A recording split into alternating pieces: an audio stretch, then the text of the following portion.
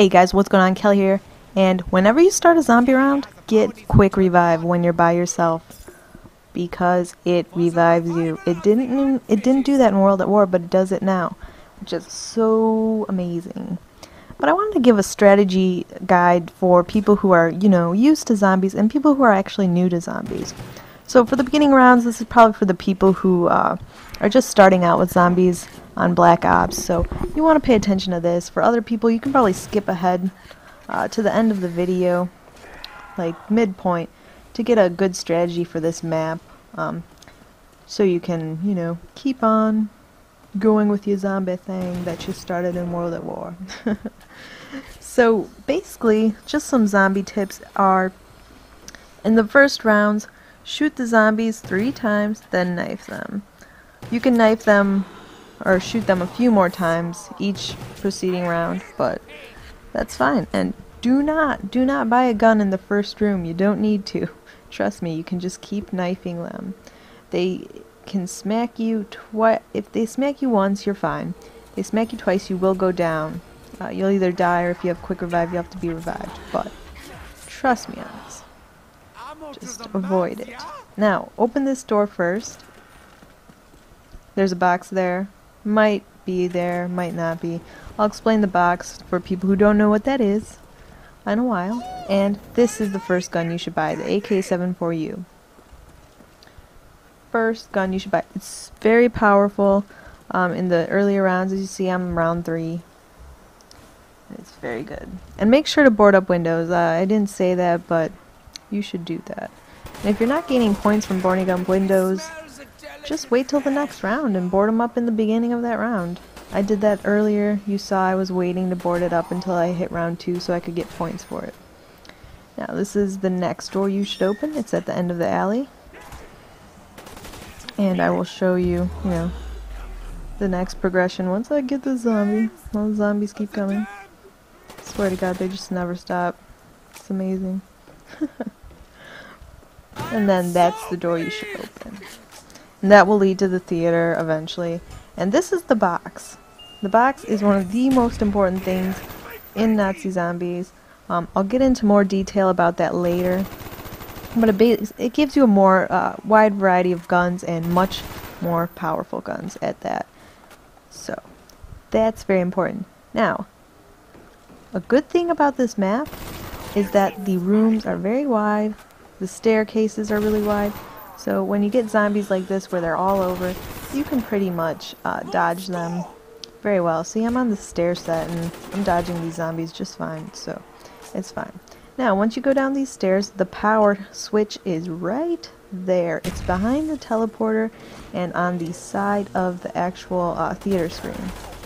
So now you're in the theater, and right there with the swastika, that big thing right there on screen now, on the very left, that's the teleporter, and it's very, very important to use if you want to get to far rounds. You have to link it though, and I'll explain that in a while. Juggernaut is also in the theater area. Juggernaut is it's Juggernaut, like on multiplayer. It gives you more health, so the zombies can hit you like maybe 6 times, 7 to go for you to die, I believe. Something like that, but it helps a lot. Trust me. Alright, and then that's where you link the teleporter. And then these things start exploding once you link the teleporters, so crawlers will come down there. Now this, I'll show you what you do with the teleporter.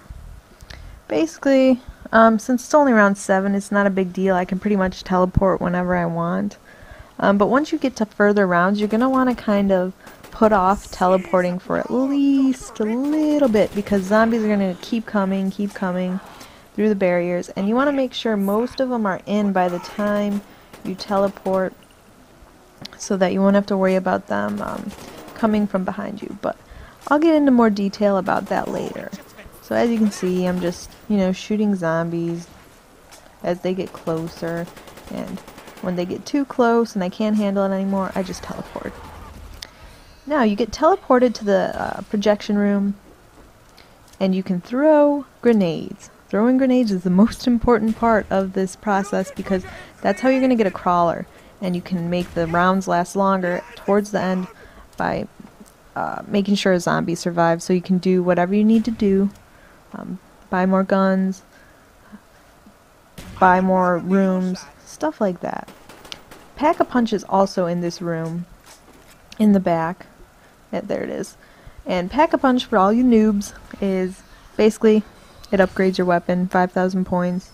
It's really, really important to upgrade your weapon if you're going to get past round probably 15. I recommend just upgrading as soon as you can because it really, really, really helps. Now, once you get back here, you teleport back to the main room, and all the zombies start coming in from the movie theater. Their movie got out, so they're done watching it, and they're ready to go home.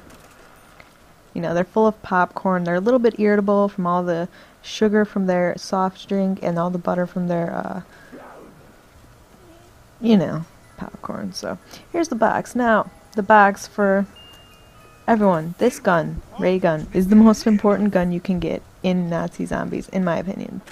I'm just showing opening more doors on the other side of the map. This will become more important on later rounds. It's only round 9. I really didn't need to open these yet, but it is important. But back to the box, and there are turrets you can use in a few rooms. I'm showing you that there. But it's not really important to use those at the beginning. And that's Speed Cola. It's basically a sleight of hand. This is another important gun, the Thunder Gun. I'll give you a demonstration right now about what it does. It basically just throws a huge gust of wind. And this is me upgrading it. So you guys can see how upgrading works. It gives you a bigger clip size and more ammo. And now, ammo, or the box. Sorry, it's so hard to explain all these things because Nazi Zombies is very complicated. But the box, behind it is a map, and whatever light is lighted up, it's where the box is in the room. Because the box does disappear from time to time and goes somewhere else. So if you want to find it, you can just look at any of those maps and see where it's at and go to that room. Pretty simple. Straightforward. Now I'm just messing with this cannon.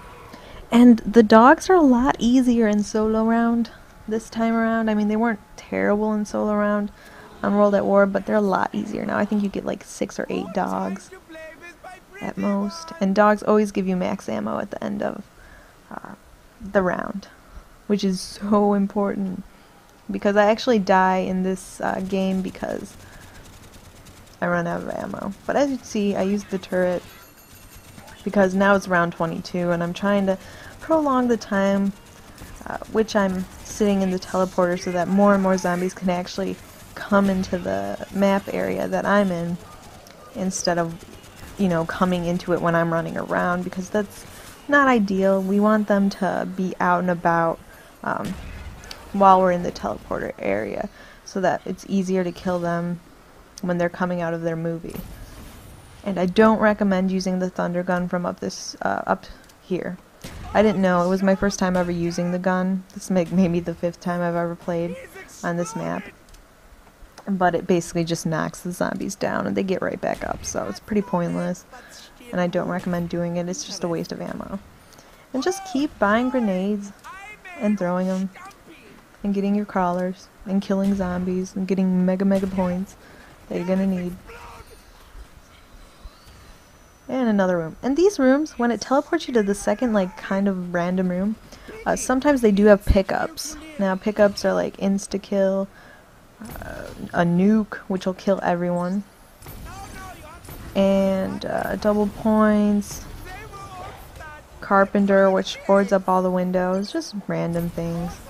And look at this gun, it's freaking awesome. It just like freaking smacks those zombies around like no one's business. Like slams them against the wall. I really love it. But this is one of the most important parts to making it to further rounds is using the electrical systems. They like send electrical shocks down through the doorways. Those are so important, the electric barriers, because that's how you're gonna get far. And if you just keep running around, more and more zombies come each round. So by using all the barriers, and you can open this, you're going to end up doing a full circle to the actual movie theater. This is the makeup, getting ready area, I don't know, whatever it's called, backstage. And then if you open that door, it goes to the theater where the teleporter is, so you have a full circle around the map, basically. And I'll demonstrate that in this round. You'll see that, how I work that out by running around. But basically, I mean, as long as you use the turrets, the electric barriers, the teleporter, you can get really, really, really far. And then, of course, it's, you know, important to shoot zombies sometimes so you get points in case you accidentally die. Because quick revive, you can only buy it 3 times. 3 times. So, you know, once it revives you automatically 3 times, you're done. And then after that, you just die when you die. And I lasted a pretty long time with my first revive on this game. I will upload a second part which shows the rest of the game. Probably starting at like round 25. My round 29 lasted like 20 minutes, I think. I was just running around without ammo, like, what do I do? I have no idea what I can do, because I didn't really have any money or points to buy anything, so it was kind of a pain in the butt. But whatever. And if you are running low on points, when you hit the electric barrier, just, you know, shoot. Shoot your gun through the electric barrier, and you'll kill the zombies before they hit the barrier, and you'll get points for that.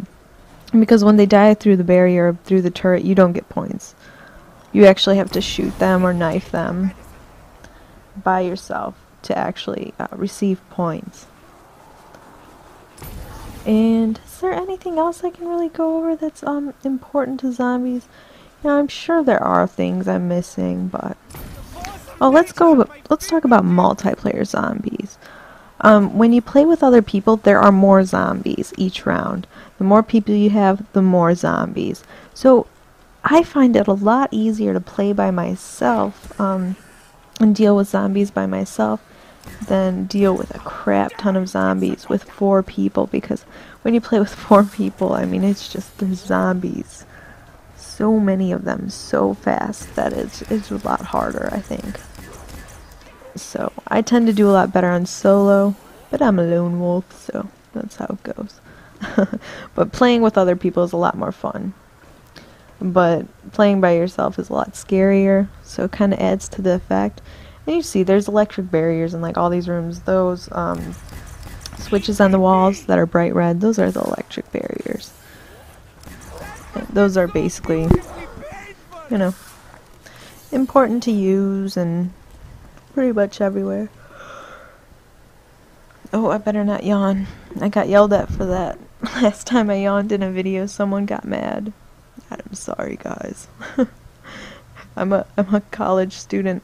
I tend to be tired like all the time. And so here's some reckless hyper zombies back from their movie. And I'm just circling my way around the map. It's pretty simple. And always make sure to leave at least 1 zombie alive.